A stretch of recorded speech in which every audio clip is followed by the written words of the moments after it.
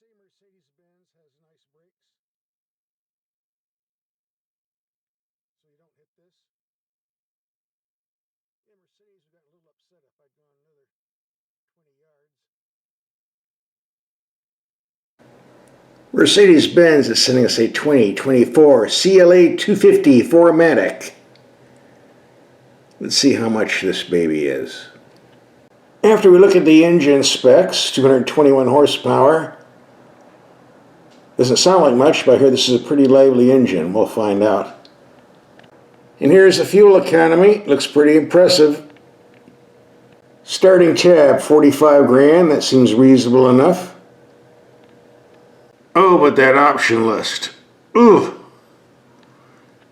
$1,750 for red paint. We'll talk about that a little bit later. And the shipping, the total tab. Here's the option list in detail, if you want to freeze frame it and read it. I'm not going to, it'll take way too long. One thing that caught my eye was the AMG night package. Get some body styling, a special grille, window trim. On an Asian car, that'd be like $300 or $400 extra, but here, $3,150 extra for some minor trim. Wow. Knock me over with the feather. Now, in regards to the engine in the CLA, recently in an episode of The Car Wizard, they were telling their viewers that the engine underneath the hood of the CLA is actually made by Nissan. Caused a big ruckus. Yes, Nissan did make some contract engines for some Mercedes-Benzes, however, as we can see by the paperwork, country of origin, engine Germany, transmission Germany. No Nissan here. Alright, that's enough of the paperwork. Or should I say the screen work? That's a copy of the paperwork. Let's go out and look at the vehicle. So here it is in the flesh. It's been raining all week. It's raining today. I might have to jump under a tree. That's why the vehicle's dirty. Got a lot of mud on it, but that's the way it is in the desert. It rains, it pours. Nice looking vehicle and nice looking red paint, but for $1,700 extra, you would think, yeah, I would hope so. Mercedes wheels with Mercedes emblem on there, so you know what you're driving. Two Mercedes emblems on the front. I wish they put the star back on the hood. Here's the rear view. And they shipped it all the way from Georgia, just for me and you. One of the first things we do when we get a vehicle is check and see if there's a spare tire. For this price, you would hope so. Nope, just a cheesy tire repair kit. Let me check and see what brand of tires they send, because a lot of car companies are using cheap garbage brands to save money. Here we got Bridgestones. Good enough. And every vehicle we get, we take them out in the dark and do a headlight test, as well as a night drive. We did a video on that YouTube already, but if you didn't see that, we'll have a link for that at the end of this video. And you might want to see how these perform if you're thinking about buying one. And here's a little 4-cylinder turbo engine. The Car Wizard said it was Japanese. As we saw in the paperwork, it is not. Be a relief for people who are buying one of these for 2024. There is a more potent 4-cylinder engine available in the C-Series. Something around 400 horsepower. Way over the $70,000 price tag. We'll talk about that a little bit later. And yes, this platform is shared with some Infiniti models, which are part of Nissan, but here's the deal. There are a lot of vehicles out there that share a Mercedes platform. The Dodge Charger, Dodge Challenger, Chrysler 300. That doesn't make a Mercedes a Dodge, okay? So from a practical standpoint, this Mercedes CLA, at least for 2024, is a German vehicle, not Japanese. So be relieved if you bought one. One thing I do not like about Mercedes vehicles are these extra wide rocker panels. All kinds of dirt accumulates on here. Ooh, look at that. That's why I'm wearing my gym pants. If you live where there's bad weather, you might want to keep some rags and cleaner handy. Especially if you're in the habit of wearing suits, and females wearing those white pantsuits like Hillary does. Doesn't go well with this. By the way, mixed commuting, 238 miles. Half freeway, half city, 28 mpg. We're taking this out on the freeway later on in the video to get some better numbers. Right now we're looking at the classic gauge cluster, if you don't like that. More to choose from. I like the Sport myself. The understated, never could get used to this one. You can also pull up navigation, but I don't know why you need a navigation in the gauge cluster when you have a navigation on the info screen. That's some weird engineering there. Here's what the camera looks like in the daylight. Looks pretty good at night too. That's for the other video. Yeah, the info screen is a bit on the small side, but you know, how large do you need? We also have a camera for the front, if you think you need one. And of course you got the 360 degree. I think that's part of the 17 grand in options we tacked on. You know, like other Mercedes-Benz from the past, or other German cars, where it takes an engineering degree to program the radio for your favorite stations, it's very, very easy on this vehicle. Very easy to operate the climate controls, too. I can remember back in the old days, it wasn't that easy on a Benz, but they're learning. You have the dynamic button for Eco, Sport, Comfort, or individual modes. And a light show.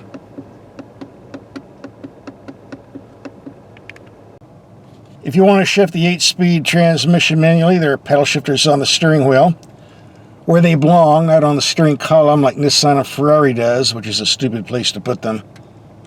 These can always be reached, regardless of steering wheel position. And yes, you always know where they are, like the paddle shifters on the column. I get people telling me, yeah, well, paddle shifters on the column, better you always know where they are. Yeah, I know where they are. On the column where I can't reach them in corners. They belong on the steering wheel. In discussion. The glove box isn't very large, but you'll have more room if you take that owner's manual out, of course.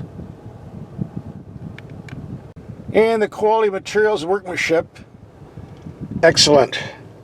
About as good as what I've seen on the E-Class and some of the more expensive Benzes I've had. You really can't tell the difference. No cheapness here. And I'm glad the chrome pieces are matte so they don't reflect the sun in your eyeballs when you're driving.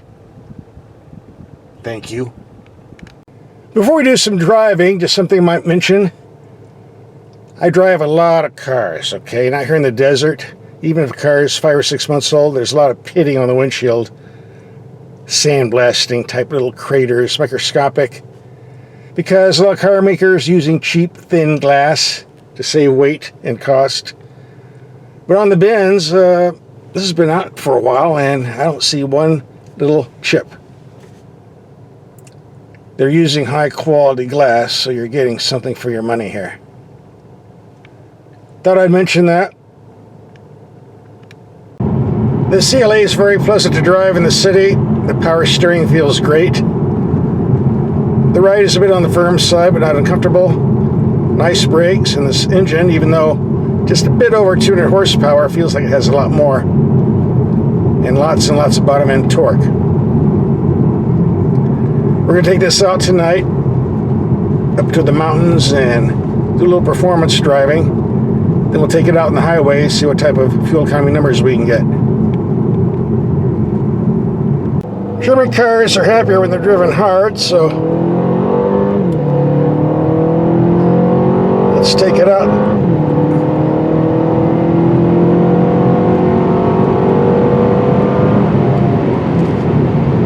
It'd be nice to be in Germany and take this on the Autobahn 155 miles per hour, but can't do that here. Not legally, anyway. This little turbo motor seems to have more horsepower than advertised. It certainly has enough torque as we're climbing up grades. It's not strained at all. Very impressive.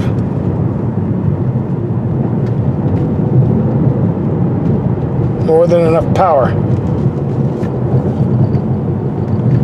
The core ability of this car is very good, but has a bit more body lean than I would like.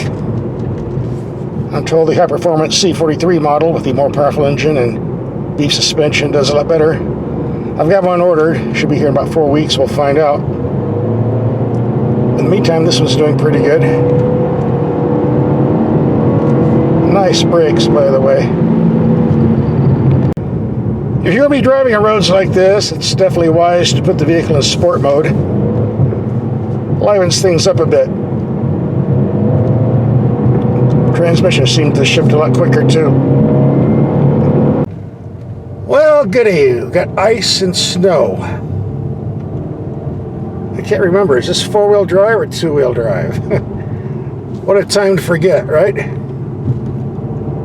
I think I'm going to have to turn around and go back. Mercedes wants this car back in one piece. And did I say Mercedes-Benz has nice brakes? So you don't hit this. Yeah, Mercedes would have gotten a little upset if I'd gone another 20 yards.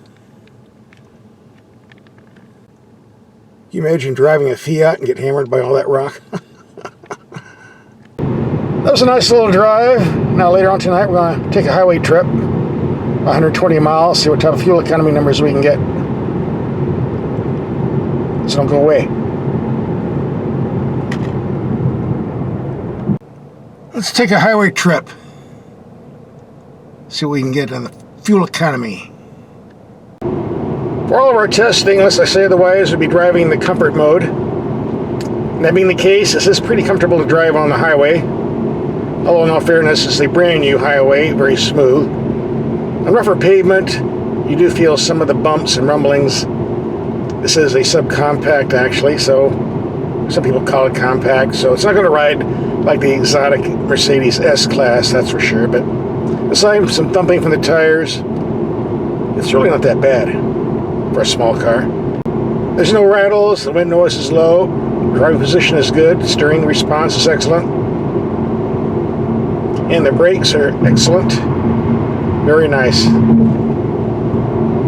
A bit touchy for some, but not for me. I like responsive brakes. And at 75 miles per hour, we're pulling around 1800 RPM. That's pretty low, so we should be getting some good fuel economy numbers here. So something very strange just happened. I was cruising along at 75 miles per hour with the cruise control on. All of a sudden the car brakes. I look at the dash and it says I'm in a 35 mile per hour speed limit zone, and somehow it wanted to slow me down. I can't show you on the gauge cluster because it just popped back up to 75 miles per hour. So this has happened before with some other Mercedes vehicles, so maybe just a weird little quirk. Back up to normal now though. Don't know what to tell you. Must be a ghost in the car. It's doing it again. This is 35 miles per hour. And I am not in a 35 mile per hour zone. What is going on here?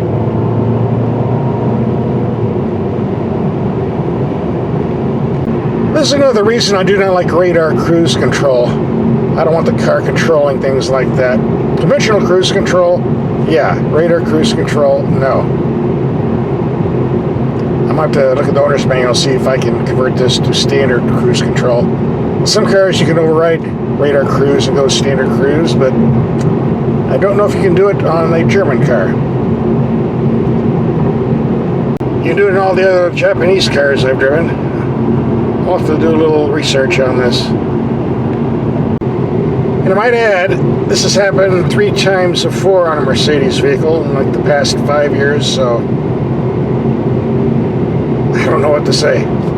Nothing serious, just kind of weird. On a more positive note, I really like the way this vehicle lights up at night in the cabin.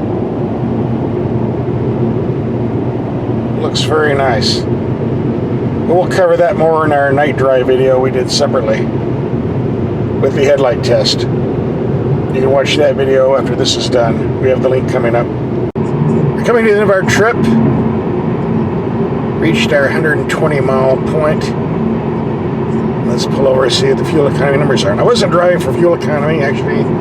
I was kind of in a hurry and doing a lot of passing, so the numbers might not be as good as we would like.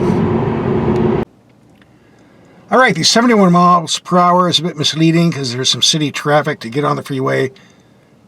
City traffic getting off the freeway, so either way though, 33.6 is very impressive. Very impressive. I'm not complaining at all. Little update here, just took a highway trip, 47 miles, averaging 71 miles per hour.